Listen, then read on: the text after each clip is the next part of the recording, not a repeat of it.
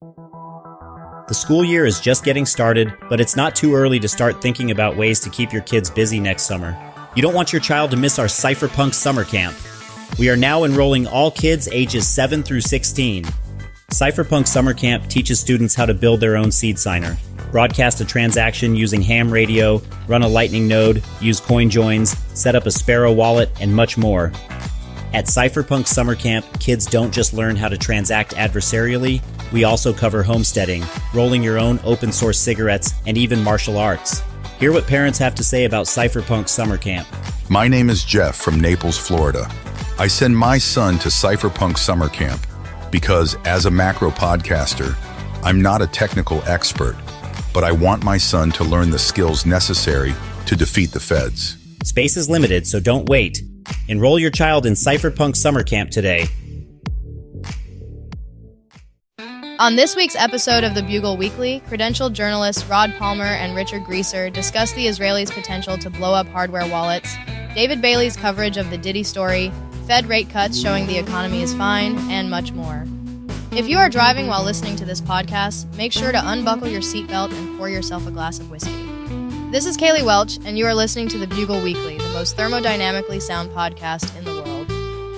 We are recording. So what's going on, Rod? How you doing today? I'm doing great.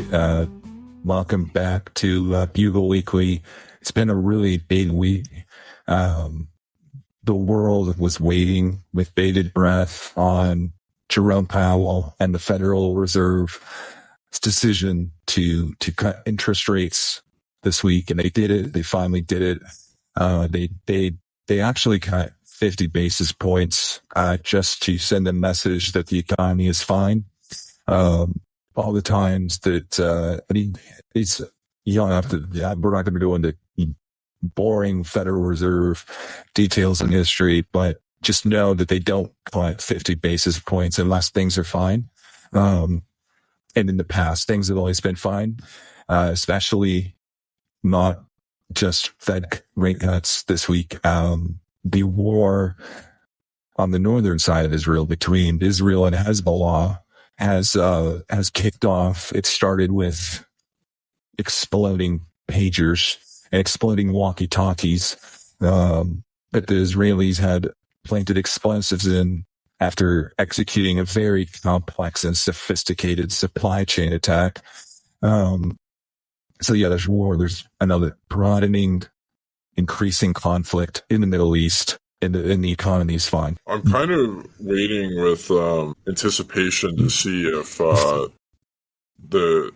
Israelis start blowing up hardware wallets that Hezbollah is using. So people are excited for the Fed rate cut because this is what BlackRock and all the institutions have been waiting for. This cutting cycle that's going to bring Bitcoin to the moon. And part of, what some people believe could also cause Bitcoin to go to the moon, which we talked about on a recent, last week's podcast, was missiles. If they blow you up, or they blow up your hardware wallet, you can no longer sell your Bitcoin. Well, that is just taking that Bitcoin off the market and creating less sell pressure and more juice for NG. I mean, there's a lot to unpack here. It's pretty interesting. So, I think Powell, with his rate cut, essentially just said, he broadcast to the world that, one, he's a Bitcoiner and that Bitcoin's already won, right? And then two, it's kind of scary watching what's happening, with the Jews blowing up, people's devices, because they could be, trying to pump their own bags, essentially. They could, imagine, if they went and they targeted everybody that they knew was selling Bitcoin and blew up their signing devices to prevent that from happening, how much that could pump the market. Right. Like people would try to, get as far away as possible from their hardware wallets and signing devices.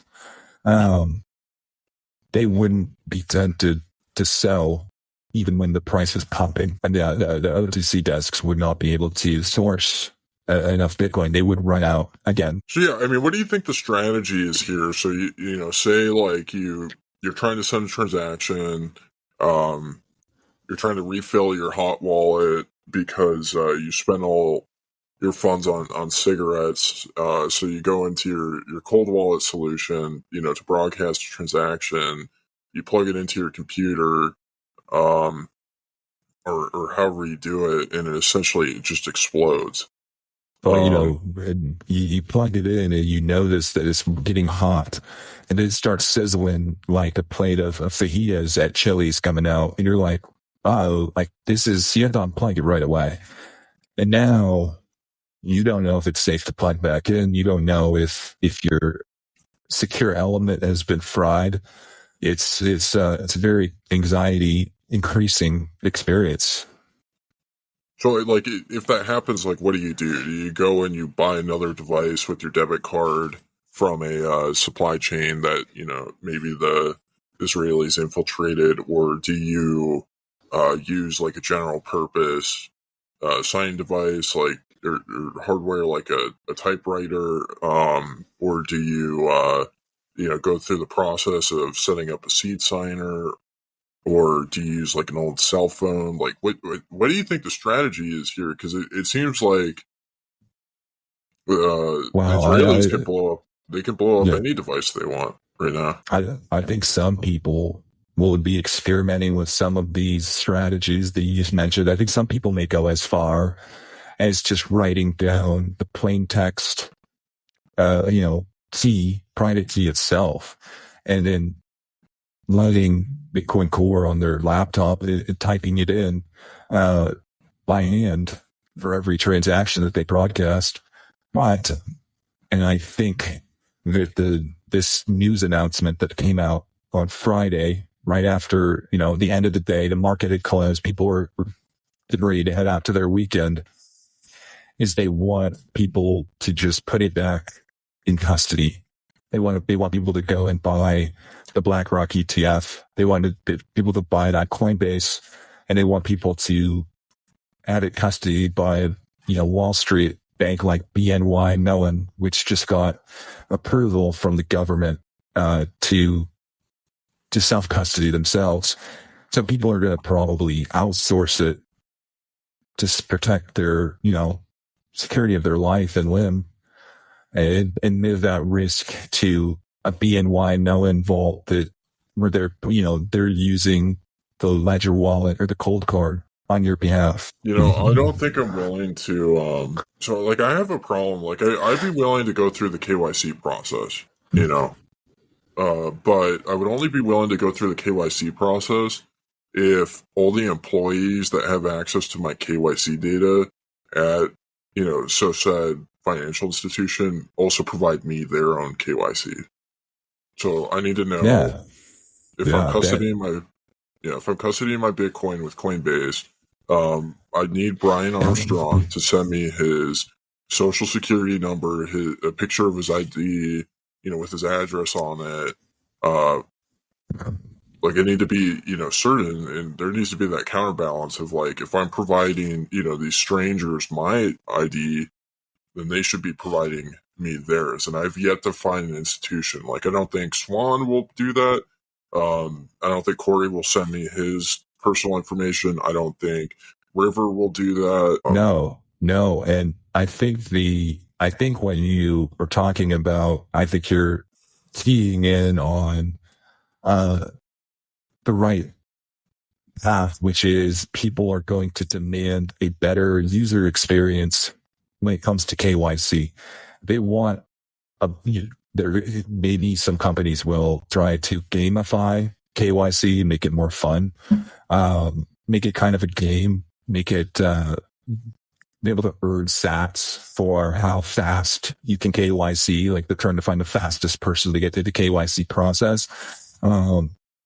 And you could see, so you can see things like that. And I think that where we'll be most innovative and slightly unfair by any technically the Supreme Court has said that corporations are people.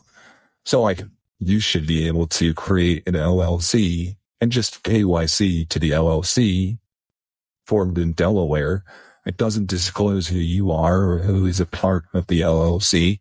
And you should just be able to, KYC your wallet of Satoshi, your Strike wallet, your Coinbase account, whatever, to this unnamed LLC. I think one way to gamify KYC a little bit more, a product that I think would be very attractive to most people right now is essentially KYC Russian roulette, where you have like a 1 in 6 chance as you put your information in that it gets broadcasted on the dark web.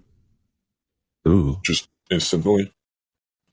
Yeah, and that would we have to find who stole it and then try to get it back. I mean, wouldn't that be a lot of fun? You sign up to an exchange and you're like, okay, you got a 1 in 6 chance that it gets leaked all over the internet, and then some Nigerian prince gets access to all your personal information. That's horrible. That's already happening now, but they haven't built a fun user experience around that happening. It's like, okay, I get an email or somebody, retweets something good I said about the exchange.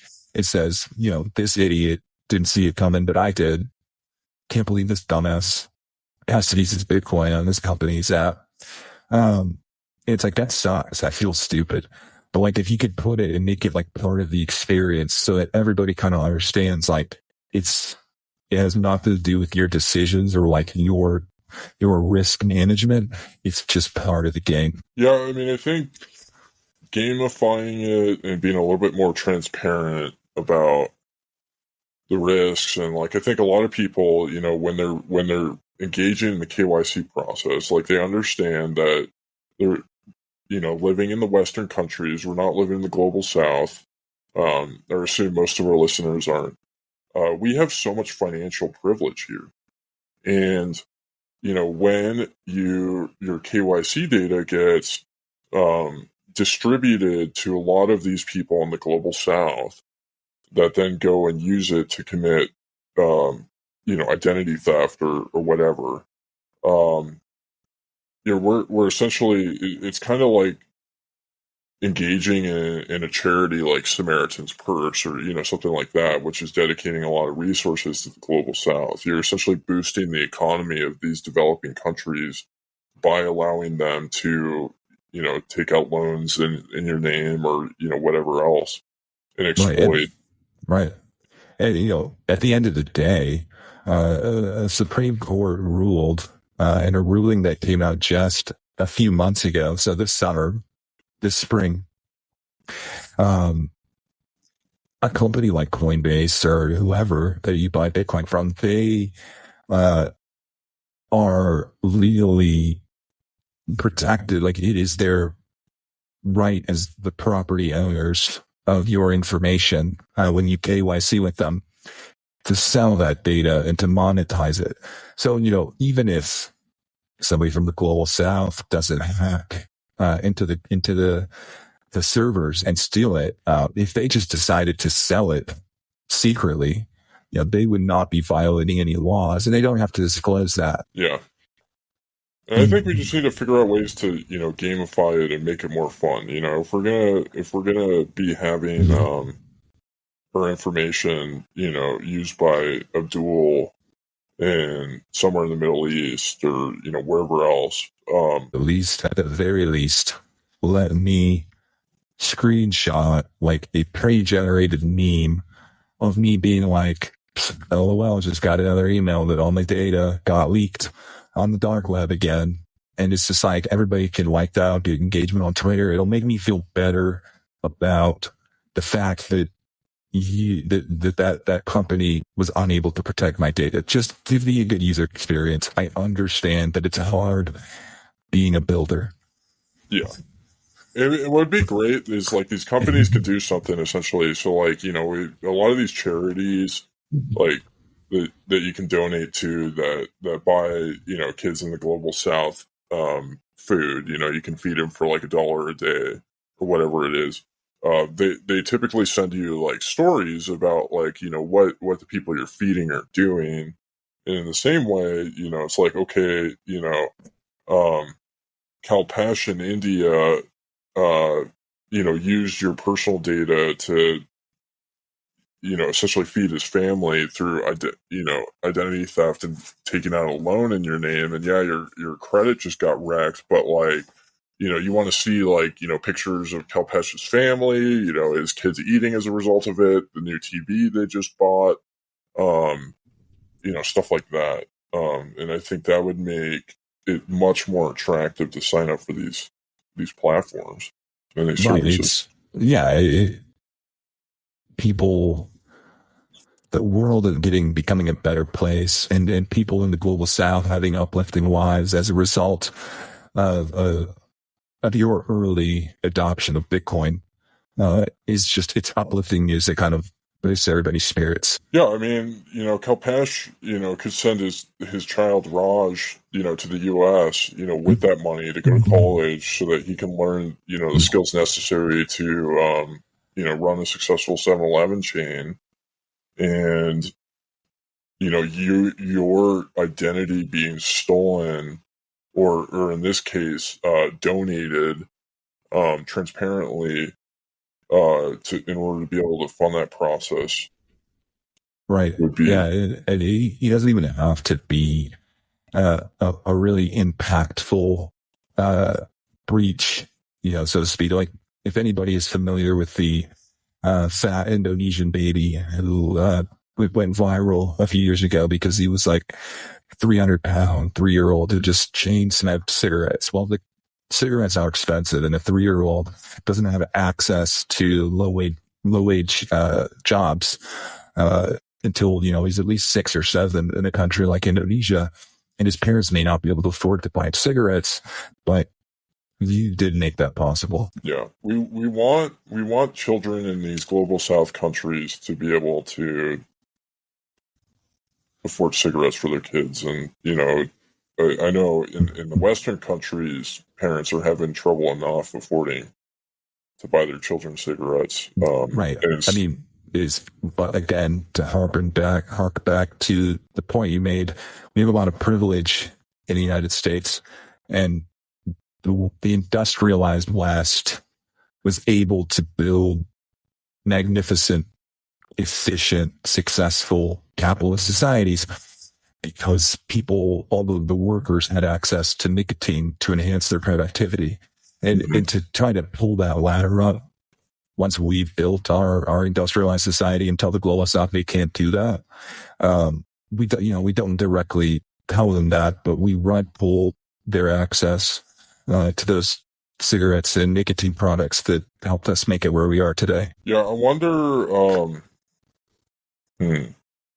how do I say this? Yeah, we just need new ways to democratize the distribution of good quality tobacco. Right. It's we've talked about many episodes ago about using the blockchain to solve tobacco availability in rural areas in the global south, but there's a lot of ways that this industry can pitch in. In other news this week, it's been a huge week. Donald Trump also went to PubKey and bought burgers at PubKey using his custodial Lightning wallet Strike. And this was the first ever Bitcoin transaction by a U.S. president for goods and services that I think any of us are aware of. So that was a very historic event. What do you think the attitude in Strike's compliance department looked like when they first got his KYC info put in? It's if you've ever been at your job and your manager comes by and says, everybody, his CEO is going to be in today, dress your best, be on your best behavior. I think that the Strike employees rallied they answered the call, and it's not often that Stripe provides good customer service according to most of their customers, but for the president, they pulled out all the bells and whistles. Yeah, I mean, it'd probably be a pretty big moment, to see his KYC information come across your I don't know what your KYC dashboard or whatever Right. they use. I feel like whoever is reviewing that would probably get that KYC information more than one time per day and be easily attributed to scammers. So I think that there must have been something in the KYC form that they had to look up to be like, oh, this one isn't a scammer. This is the real Donald Trump. Yeah. Well, I imagine his info at this point is probably Googleable. I was just going to do a little bit of research here in Stacker News about this very question. And this is just speculation, but somebody had a friend who worked at Strike and said that typically they would get facts from Dennis Porter before a new politician was going to start the KYC process, to let them know that he orange pilled, Senator so-and-so, and that they should expect that KYC data imminently. And so it kind of gives them a heads up. Yeah. Well, I think, what this whole, transaction at PubKey, showed is that there's a market for Bitcoin assistance, for high net worth individuals who have done a lot, but, can't be bothered to figure out how to, essentially run their own node and go through that process. And,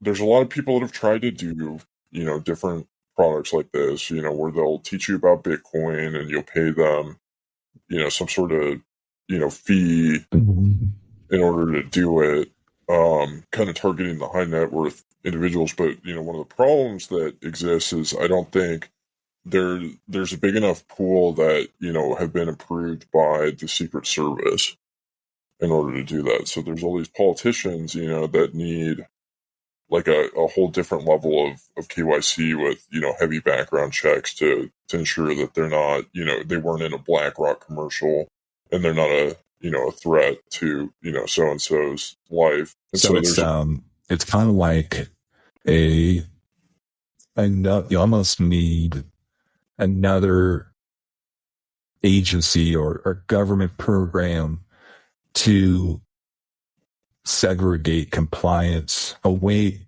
segregate that responsibility away from the private sector and have, the government doing the compliance and KYC on themselves because they, it's their colleagues, it is their, their friends, their coworkers. They are trained or just know how to, separate the scams from the real, orange-pilled federal employees.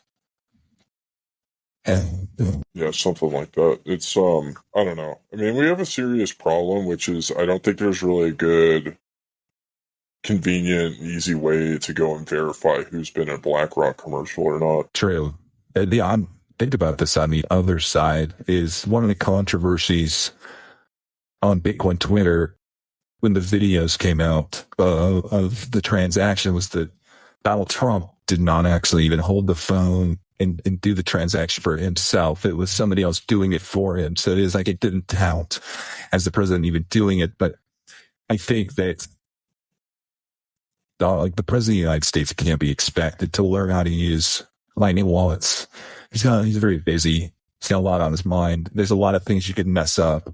So I think that's natural. And I think that there's, I would tell my daughter, I would say the opportunity for you to get a really good job as an executive assistant to powerful CEOs, powerful politicians would be to be able to run a node and to know how to use a Lightning wallet.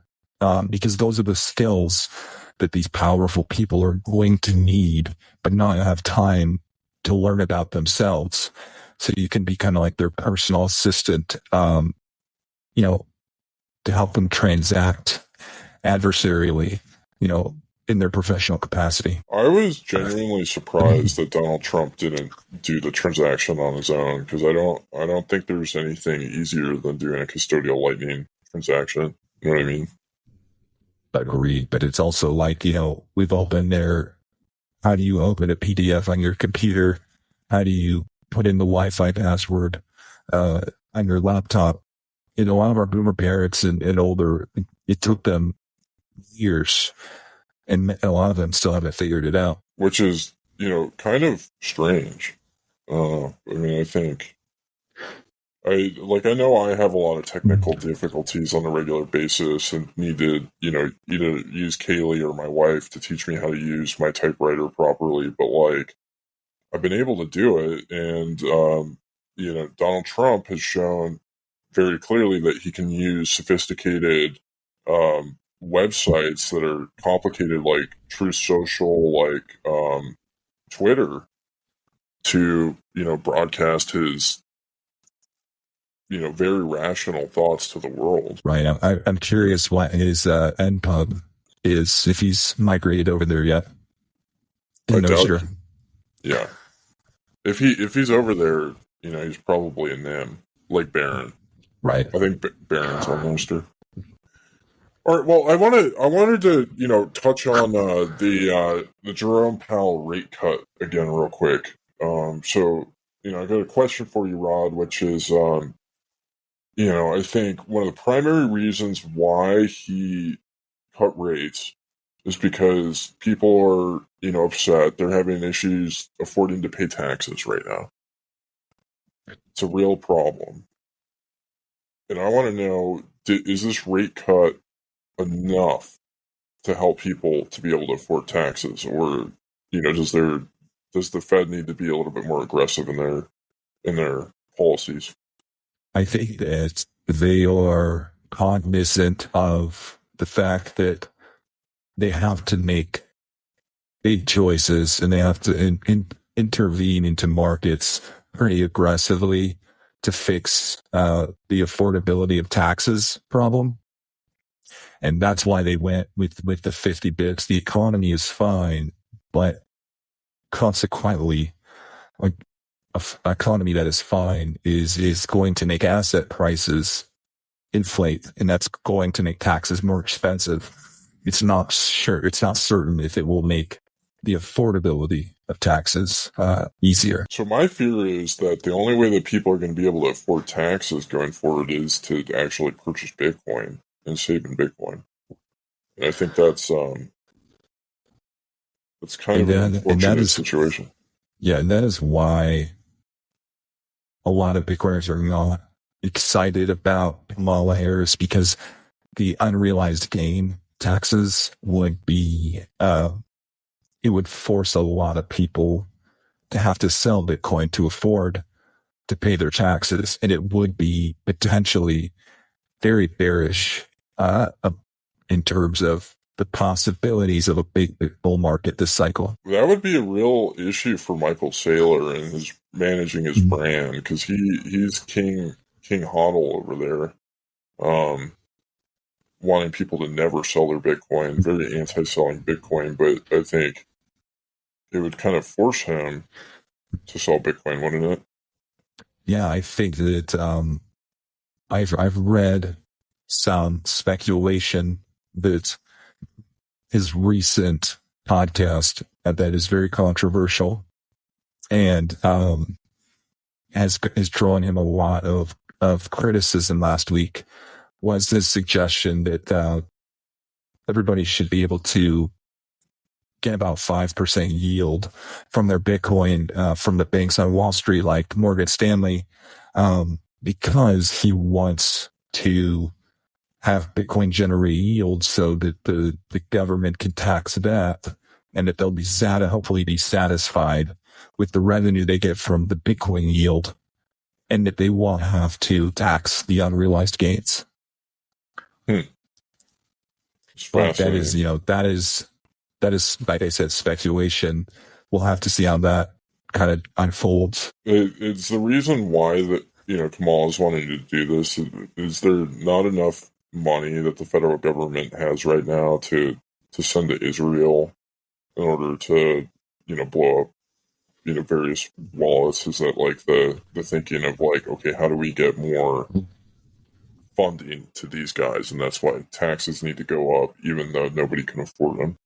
Yeah, if they can provide the assistance to multiple fronts on this war, on these wars that we have, and they can support Mossad's ability to blow up the hardware wallets, that will drive the price up and actually increase the revenue the government will get from unrealized gains on Bitcoin as it keeps going up. And that will kind of create a virtuous cycle of more funding and more tax revenue. Yeah. Well, that's interesting. That's, I don't know what to think about that. I think it's kind of an unfortunate way to go about things. That's why democracy is so important. That's why everybody has to vote, because this could change everything. At least that is what some people believe. That's why there's so much politics on. That's why David Bailey is fighting so far on Trump's team. Yeah, so you had something in the notes that you wanted to talk about that I'd like to hear more of your thoughts on, but it had to do with David Bailey and Diddy. Yeah, well, it's his tweets. David Bailey's been tweeting a lot recently about the October surprise in politics. The October surprise, as it's known in politics, excuse me, is Diddy. And it's unclear what he's talking about broadly, but it seems to be related to Diddy's connections in the political landscape as it pertains to this election, and that it's going to be, a black eye on a lot of politicians' reputations. And if you're not aware, Diddy was arrested this week as well. He is essentially being accused of the gay Epstein of hip hop. Well, I mean, there's something that's really important for our listeners to understand is that, weird sex stuff and pedophilia is like one of the foundations of our democracy that we live in. And that, without those types of activities, being allowed to happen is kind of a danger to our democracy. So like individuals like Jeffrey Epstein and P. Diddy offer a lot of security to our system. They protect the system from, individuals that want to prevent the sending of money to Ukraine and Israel. And it's kind of like an accountability. So like, if you get trapped into a situation, if you're an elected leader, if you're abusing children, that's like a whole different level of KYC that they have on. They have video evidence of that. Right. So that is why we need, or, at least I would assume that the government believes that they need a special KYC process for government officials, because they will be making, transactions and spending Bitcoin for things that are necessary for the preservation of democracy that might not be legal or might sound alarms if it were done by a private citizen. Yeah. Yeah, I mean, when you're an elected official or you have a badge, you have special authority to do things that would be considered morally repugnant to the average person, right?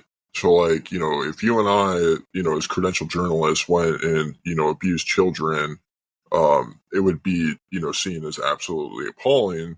And the reason why is because we're not elected officials, right? We don't have the pass. There's not some sort of national security reason, to do that, to hurt these kids or to do stuff like that. And that's why, like privacy technology is really important, but only, explicitly for, the intelligence agencies and, these unelected and elected bureaucrats that have special privileges that average people cannot be afforded and shouldn't be afforded. Yeah. So that it almost makes me think that what we need is, at least to protect national security, would be that our politicians, after they were KYC'd and got their accounts, that KYC information would be expunged, destroyed, and all associations and ties to their UTXOs would be disconnected. So that way they would be able to perform the necessary activities and transactions needed for democracy and national security without having that information ever associated to their identity, and allowing anybody who's monitoring the blockchain to trace their activities to those accounts. Well, I mean, it's really important that the people that determine whether or not a politician is good or bad for democracy, they have the leverage to force them to be good for our democracy on a regular basis. So, right. I don't think we want the KYC data, completely destroyed, because like those are mechanisms used to control these individuals to make sure they don't go too far off kilter. That's a good point. Yeah. Do you like that? Is this kind of, how does this tie into the work that Whitney and Webb and Mark Bidwin have done? Do you think that there's any relationship here between that stuff? Well, I really appreciate the work that Mark and Whitney have done. I know Whitney is well known for her book, A Nation Under Blackmail, which is all about, the mechanisms of how, these, different groups of people ensure that everybody participating in our democracy, from like the political standpoint, the people running for office are actually, the ones that are, like, the behavior is controlled enough so that they remain good for our democracy, if that makes sense. Throughout history, in times of darkness when the shadows threatened to engulf all of humanity, courageous men stood steadfast and tall as unwavering guardians of light. They've defeated the strong, protected the weak, and kept the dream of self-determination alive for their children and future generations. Now, as darkness encroaches once again, a new band of heroes stand prepared to become the beacons of strength and hope that will illuminate humanity's path to a brighter future. And these great men know this path begins with local communities. Communities like the Intellectual Silk Road. With every Bitcoin podcast downloaded, the Intellectual Silk Road grows larger and stronger. Intellectual Silk Road cypherpunks are working tirelessly to build out value-for-value network effects using Nostr, Fedimints, group chats, and communication syndication relays like Bitcoin podcasts in preparation for the darkness of winter and the fourth turning to arrive. Join the Intellectual Silk Road and help us protect the light of free men, just like the cypherpunks who came before us. We'll be waiting for you. Yeah, absolutely. So they've really documented the mechanisms of what a lot of this stuff is happening to keep people, properly behaved. Right. Like the people who they report on are the people who have been vetted by long processes in Silicon Valley, Langley, Virginia, El Salvador, wherever Bitfinex is, Franklin Templeton, the CIA, that these people should have control and custody of this special KYC data so that they can keep tabs on the powerful people who interact and control these networks to make sure that they monitor and track and use them the way that they would like them to be used.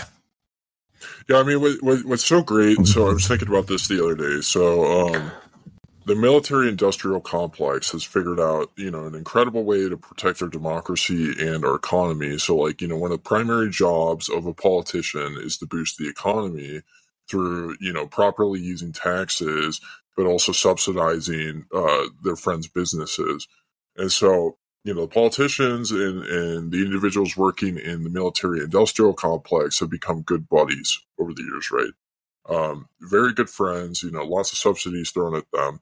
And there's this challenge, which is, how do you ensure consistent, business demand in the future? And so, what's happening right now, is they're shipping $10 million missiles over to Israel to be able to blow up the $2,000 missiles that the Yemenis and Hezbollah and Hamas, these various groups are launching. Which, you look at the amount of spending that's happening, that's absolutely great for the economy, but they need to make sure that there's demand, that they're going to, consistently send $10 million missiles over there, for the next 150 years, potentially. Like, they have a very low time preference when it comes to these types of decisions. And they know that if they allow Israel to go and kill all these, various people in the region that, are a threat to, our greatest ally, their kids are going to be very upset, and they're going to, also want to fire $2,000 missiles at Israel. And so there's just going to be this perpetual demand for boosting our economy, for raising taxes, for, forcing people to find creative ways like buying Bitcoin to afford to raise taxes. And it's a loop that's really beneficial for us all. It's kind of just when people started to sour on Keynesian economics and weren't sure if that model of economics could succeed in this new era of the future, Bitcoin fixed this. Bitcoin made Keynesian economics, relevant again. It's the yin and the yang. It's the strength of the Austrian economic basis of Bitcoin that is ultimately what comes in and fixes this Keynesian mechanism, so that people who prefer Austrian economics can use Bitcoin, and people who prefer Keynesian economics can use the dollar. But the people who are getting the richest off of Bitcoin, that ability to pay their taxes keeps the Keynesian system going. Well, I mean, here's one of the things that, Bitcoin does, which is great for the economy, which is like, say, the world is growing too peaceful and there's not enough demand for $10 million missiles, and they can't really justify it. The intelligence agencies, whether they're mining Monero on their server farms, or, they're using Bitcoin that they, stole from, some free market activist, they can take those funds and they can fund, the individuals lobbying the $2,000 missiles at Israel directly with Bitcoin, and they don't have to do it by flying pallets of cash, over to these regions. It's a much more, what's the word? It's a much more efficient process for funding ISIS and, these other Hamas and these other groups, that, which then can allow for more stimulus to be put into our local economy, right, in the form of producing missiles. And it used to be that they would fly over these pallets of cash, maybe sometimes gold, for these payments to credential, be compliant terrorists. And then you couldn't always count on the compliant terrorists remaining compliant after that the cash was delivered and the CIA got on their plane and they went back home.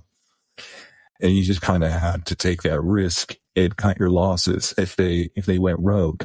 But now they have the ability to target and blow up their hardware wallet if they don't follow through with their promises to do false flags and things like that. It's pretty incredible to watch Bitcoin fixing the economy. That's for sure. And honestly, we need it now more than ever. And it's great that we have this solution when the stakes are higher than they've ever been. Yeah. Yet another topic on the list, which is progressive Bitcoiners.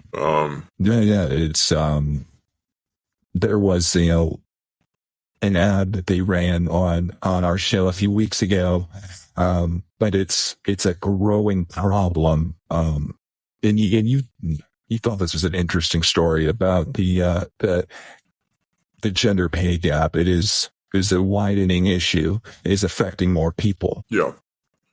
So there's this like really alarming trend which is happening across, I think, the world, which is, a man will be working at a job, and then they'll, determine that they've been actually a woman their whole lives, and they'll go through the process of transitioning, and they'll, let HR and, all their supervisors and coworkers know their new preferred pronouns. And then all of a sudden they'll get an email saying that they got a 20% wage reduction as a result of their transition. Right. It's they had there was one story I read about where the employee did not even get back to his desk for having the cake at the coming out party, at the transition party, and already had an email letting them know that their pay was going to be commiserate with what the female employees, the rest of them at the company were making. Yeah. And this presents a problem for some reasons we covered just a few minutes ago. But more and more high-earning male wage earners are beginning to transition, and then that shrinks their salary by 20%. This affects the tax income revenue that the government can make. This impacts the ability of the employee to pay their taxes, and it makes a much more difficult circumstance for everybody. And that is why the progressive Bitcoiners are really campaigning for people in these circumstances to think about Bitcoin, because that solves, one of these unfortunate problems in the American labor system that could impact our ability to continue to have an economy that is fine and instability and peace in the Middle East. Yeah, I mean, it presents even, setbacks for Bitcoin development, because recently Ava Chow, transitioned sometime last year. And like, I think the community saw that and was like, okay, I can support core devs 20% less financially. Right. Now that Ava's a woman. And it is a problem of incentives that we have to figure out, because these people are making these changes in their life. And then the people that donate to core devs, they're seeing an opportunity to cut costs on their core dev support and use those savings to buy more Bitcoin. But it creates a vicious cycle that keeps shrinking and shrinking and shrinking donations. And it also, once these people stop taking, or their bodies stop producing as much testosterone, their productivity and their contributions to Bitcoin Core decline.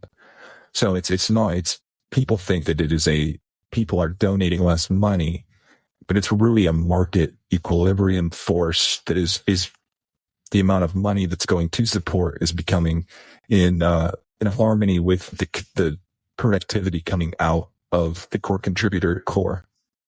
That's a really interesting take. Right. Yeah, I know Alex Fetsky's got some thoughts on this. Like, he wants to essentially like ban women from being able to like actually interact with Bitcoin or to even have jobs in general. And so like his perspective on it is, if these people transition, they become women, they should be banished to the kitchen to make sandwiches and clean around the house. Right. And I don't think that's a solution. No, this is kind of the Overton window. It kind of has two extremes. And Jen Urso, Margot Paez, she kind of got in trouble for this at Malta Connie Badger, but she was going to give a speech where she was going to kind of explain that Jeff Booth is a communist. And the reason that her reasoning was that Jeff Booth looked at the the future trends in technology, he knew that there was going to be a lot more people transitioning and that there was going to be a lot more women in the workforce, which is going to lower productivity and have a deflationary effect. And for society to thrive and for society to adjust to that, the economy needs to be allowed to be deflationary. But the central banks try to co-opt this. On the other end of the spectrum, Svetsky, he's kind of a well-known Malthusian. Anti-Malthusian. He wants to prevent these women from being in the workforce. It will force men to work harder, as the men have to support their wife and their kids, and their wife who is building a wallet at home to spend their Bitcoin more easily. This will increase productivity. More men working more hours will create productivity. The opposite of Jeff Booth's thesis. I mean, I think there's two takeaways here, which is one, Bitcoin fixes this, and then two, we can resolve a lot of, the conflicts and transitions that are happening as a result of these kind of market inequilibriums being introduced by getting people to smoke more cigarettes. And I think that could probably, I think women that smoke cigarettes are 20% more productive than women that don't.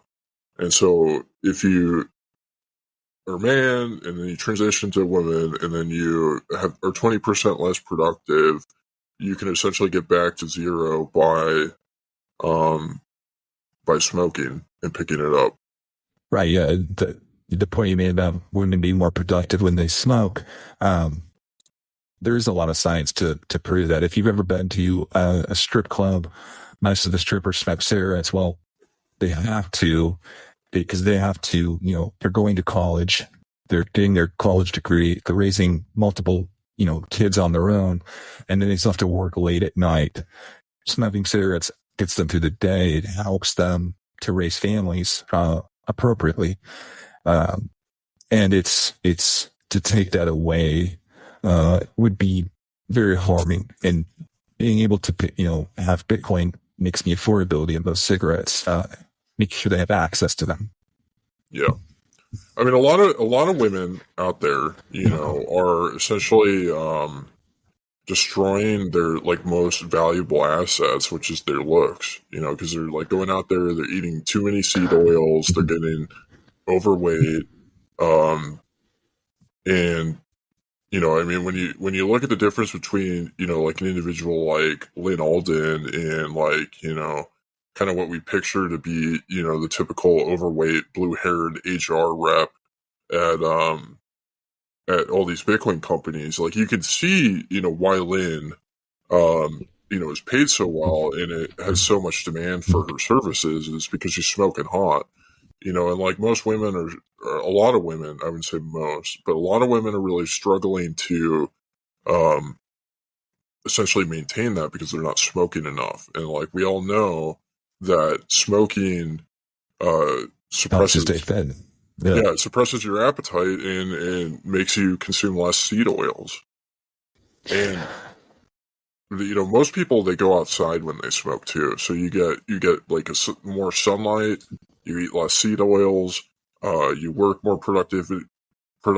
It's a nicotine, tobacco specifically, as being the best vehicle to get that nicotine, is a very powerful nootropic. It cures COVID. That's been a big issue. It's you see, if you watch sports ball on TV, you're probably seeing a lot of COVID-19 vaccination commercials. Pfizer is really pumping in the marketing money right now to get people vaccinated. You can skip that whole process by just smoking. It's incredible. Right. And I think maybe the most underappreciated side effect of them smoking is that they, like you said, they have to go outside, and smoke pits are notorious locations for conversations about Bitcoin podcasts, carnivore diets, these different healthy just rabbit holes, right? And so it's more likely that they will be exposed to those conversations and potentially become orange pilled as a result. So, I mean, imagine this. So, like, at the Bugle in our newsroom, we're very progressive in the sense that we allow people to smoke at their desks and they don't have to go outside. But like not very many. But we encourage them to go. Sure, yeah, we want people to get as much sunlight as possible. But it's kind of hard when you're like in an office building and you have to ride an elevator up and down. There's a lot of time wasted in that. But like for a lot of these companies that are not as progressive as us, like what they should be doing is they should be setting up 24/7 live streams of the smoke pits, just to capture all the high, the very like, what's the word? Luminary conversations that are happening in there, the Bitcoin podcasts that are happening organically, as a result of, people smoking and talking with each other outside in the sunlight. I think that would be a big deal. Yes. The saying has been edited and censored by the mainstream, but it's the old saying that sunlight is the best disinfectant. The actual saying is sunlight and cigarettes are the best disinfectant. And it's talking not just about biological disinfectant, but it's a metaphor for disinfecting your mind of the propaganda that's being shoved to it through the screen, at work every day. 100%. 100%. There's been people I've seen on Twitter. Arizona and Hoddle posted this recently that he recently called somebody a fiat fuck under his breath at work.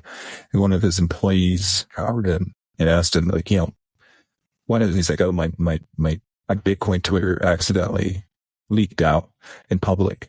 And it's more and more, Bitcoiners at fiat mining jobs or getting in trouble with HR for showing their coworkers Bitcoin memes. And this is a result of, it's a fireable offense, depending on the group chat where you got that meme. But HRs are trying to censor the sharing of Bitcoin memes in the workplace, but they don't have jurisdiction over those meme shares in a smoke pit. Those are kind of like, zones where that is free association zones. It's like a based, safe space. Yeah, it's a space that HR cannot, hurt you. They cannot damage your career. You can't be canceled by HR. It's a space that you can go to and you can be safe being based. Right. Exactly. Safe spaces. We need more based, safe spaces. Safe spaces to be based. And it starts the smoke pit, where you can imagine, where you can create your own digital based safe spaces. The forefront of that, of course, is group chats, where the memes that you share that are too likely to draw negative attention to you or get you suspended on the public timeline. Well, we've been rolling for about an hour. What do you think about going over to the fountain booth? Let's hit the booth. All right. We had kind of like a lackluster showing as far as boost this week. We didn't even have Miss Hoddlenut boost, and I think that's okay. I mean, I think everybody blew their wad on the previous episode with fundamentals, so I'm not too right now today as we're recording is technically the first official day of fall, of autumn, the autumnal equinox. A lot of our female listeners have probably at pumpkin patches or drinking pumpkin spice lattes.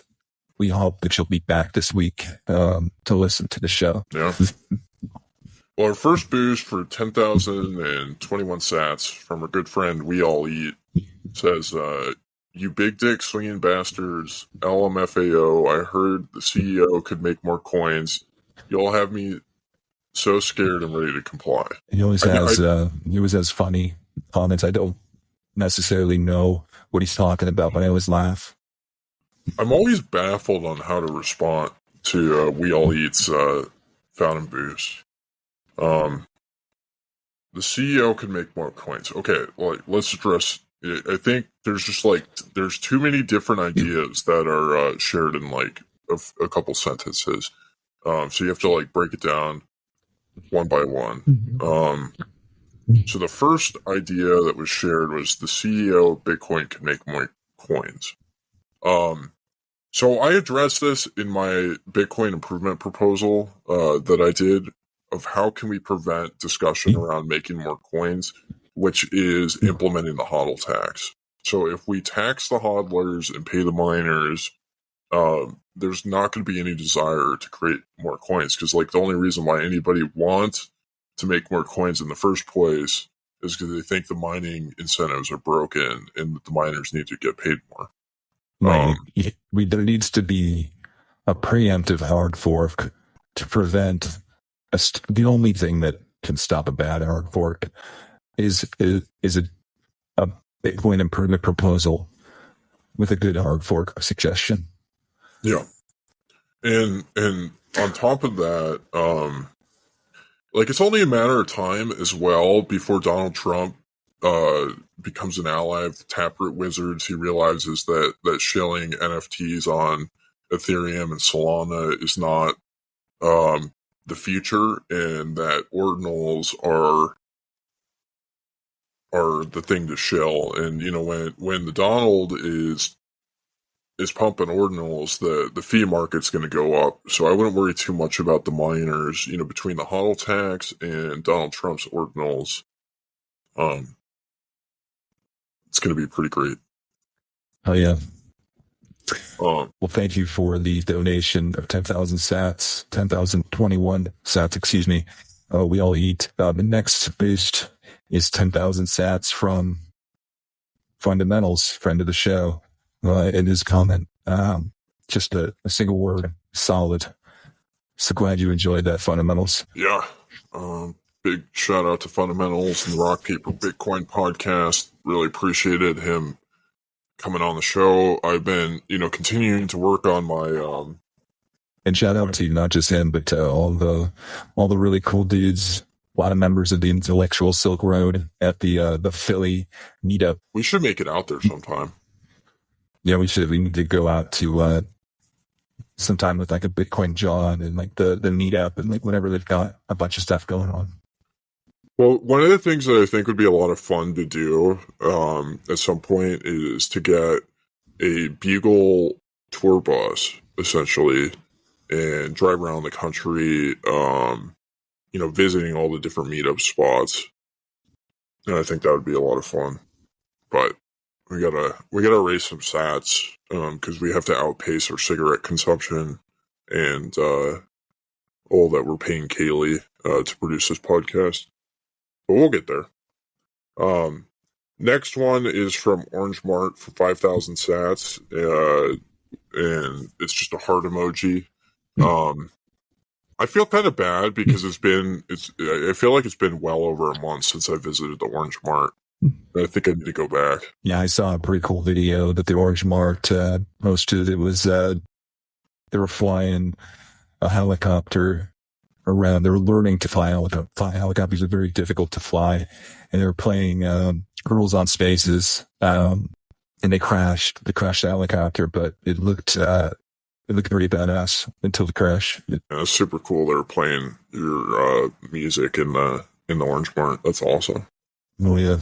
The next one is from Blizza, 2,000 sats. He says, can't wait for the movie to come out. Talking, of course, about National Treasure 3 Genesis Code. Got a lot of good feedback on that one. Looking forward to seeing somebody make that movie. Yeah, I mean, it's really great that that movie is coming out. I mean, I was very excited about the trailer. I know last week I said I was kind of skeptical about it, but I went back and listened to the trailer a few more times, and I feel a lot more hopeful. And I just think, like, while the Jews are all hyper focused on shooting missiles at other people shooting missiles, and blowing up people's devices in Lebanon, we need people to come and make good quality movies when Hollywood is so distracted. Yes, And so, absolutely. And to take away their market share, hopefully permanently. yeah, I don't know. I want to see the Jews are pretty good at making movies. I want to see them continue to make them. But we need somebody to pick up the slack. They've really been letting us down recently with the stuff they've been making. It's just been trash. And I don't blame them, because they're too, focused on, boosting the American economy. They're too focused right now on, and we're thankful for it, boosting the American economy and keeping peace in the Middle East. Mm-hmm. Yeah, I mean, the only way forward for promoting peace in the Middle East is, by blowing up children in these other countries. But Right. yeah. Anyways, like, be good to have more people, kind of pick up the slack. Yeah, and apparently, I will say that. Never mind. All right. Next boost is from Abile for 801 sats. Says, Brother Palmer's reminder that even one sat can be generational wealth makes me feel so much better about my pittance of a boost. Thank you for covering the stories no one else will. God bless. Well, yeah, if one sat could be generational wealth, what is 801 sats? 801 generations of wealth. It's like 80% of a cigarette today. That could be 80 cigarettes in the future or more. Yeah, that is the power of hard money, of hard deflationary money. So when do you think we'll hit sat cigarette parity? What year will that happen? Well, soon, I hope 2025. But if it happens by 2030 or 2030, that would at least keep me afloat, my retirement afloat, based on my conservative budgeting. Yeah, I think, like, one thing that we really need on the show is we need more price predictions. It's something that, like, a lot of people in the Bitcoin podcast listener base, find very important to them, is lots of price predictions from the podcasters. And so, I also agree it is possible to get to sat cigarette parity. I mean, I did have a price prediction recently that I put on Twitter, which I think is that Bitcoin can hit 2 trillion USDT per coin in 2025. I think that's totally a possibility that we could be on the verge of the super cycle. That would be interesting. Yeah, that would, some might say bearish, but I think it's still a reasonable prediction. Yeah, it's almost like Price is Right, where it's how close can you get without going over? Because everybody has a tendency to want to go over, but get it down to that, narrow down those guesses. We're about 60 days out from the first Bitcoin pleb getting elected or selected. That's not priced in. I don't think that's priced in. It's not priced in. The last base we got from loyal fan Pies based at his standard 420 sats. Thank you so much, Pies. He says, "Yo, beers, mushrooms, cigarettes, 2, the number 2 with fingers." Which oh yeah, man, thanks, Pies. What do you think the number 2 with fingers means? There's 4 of them. So is there like some sort of like secret code that's in this? Yeah, it's maybe that's just the fingers holding the cigarettes. Oh, that would make sense. Beer, mushrooms, cigarettes, and fingers holding cigarettes. Appreciate the message. Those are the essentials. Yeah.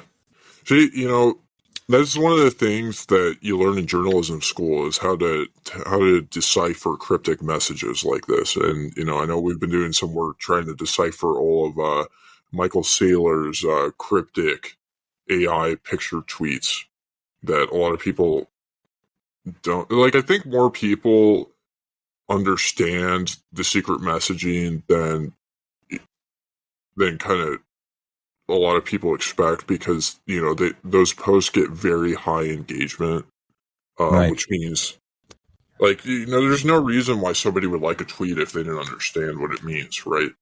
Right, of course. It is like a picture's worth 1,000 words, and Michael Saylor has been on countless podcasts. He has kind of explained the strategy, the thesis, the case for Bitcoin, right? And I think that the people who really understand it deeply, they listen to every word. But I think a lot of people, he's harnessed the message, and he's been able to compress it into much smaller, easily more digestible memes that are just as impactful. Yeah. Well, I think that kind of like wraps up the show. You got any final closing thoughts before we sign off? Yeah, I do. There's been good feedback about our episodes with guests, or we're doing interviews, and we'd like to do more of those. We'd like to talk to more people in the community, more members of the intellectual Silk Road. So we don't want to interview just anybody. We want to interview people who kind of get what we're doing and are equipped or prepared to podcast adversarially. So if you think that you are up to snuff, that you can, whether you have credentials or, you're somebody who aspires to these credentials, or you've just listened to so many podcasts that, you have credentials. Otherwise, hit us up. Yeah.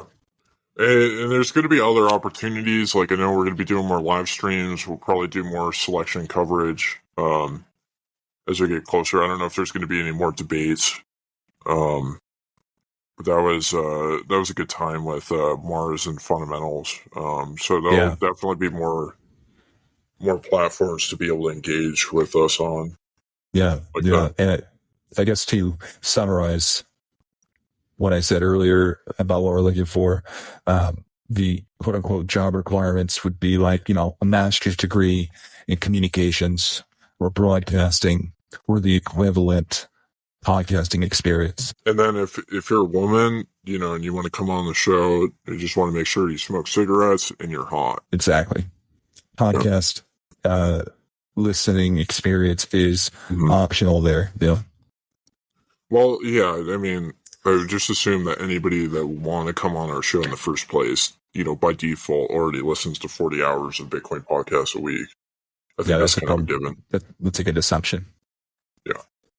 We don't, like, the people that listen to less, they typically, don't understand and appreciate, the level of the quality of work that we're doing here. And so they're probably listening to, like, Mr. Obnoxious or, something like that instead. Right. All right, well, that's it for this week. Tune in next week, and thank you for your stats.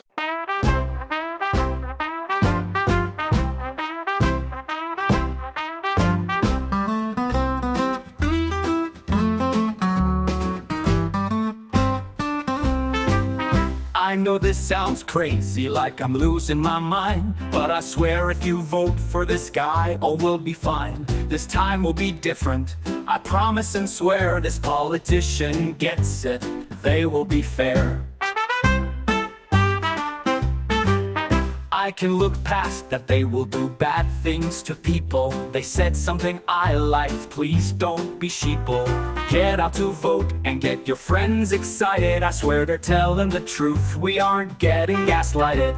I swear this time this politician cares. They see the country wrapped up in despair. Oh, how bright the future can and will be if you vote for this politician that loves me. The system is broken, but let's make it less so. The economy in shambles, but they will help it grow. They will still surveil us and force us to pay taxes, but if you don't vote this way, everything collapses.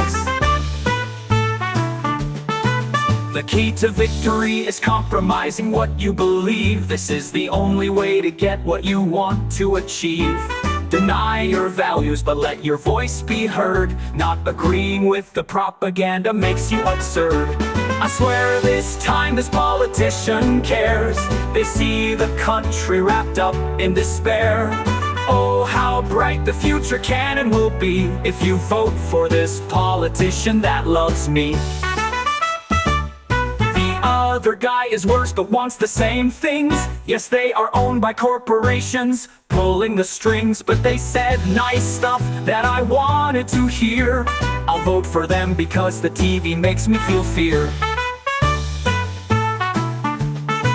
This is democracy, never getting a real choice. But if you don't vote, you don't have a voice. So don't complain if you don't participate. Just comply with the pressure, it's not too late.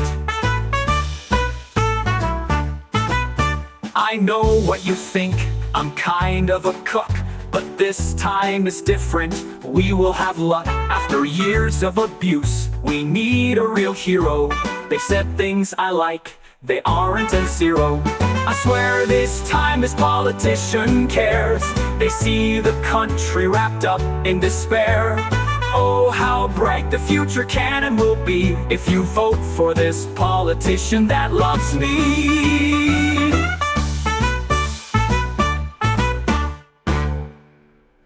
Thanks for tuning into and boosting this week's episode of the Bugle Weekly. We will see you next week.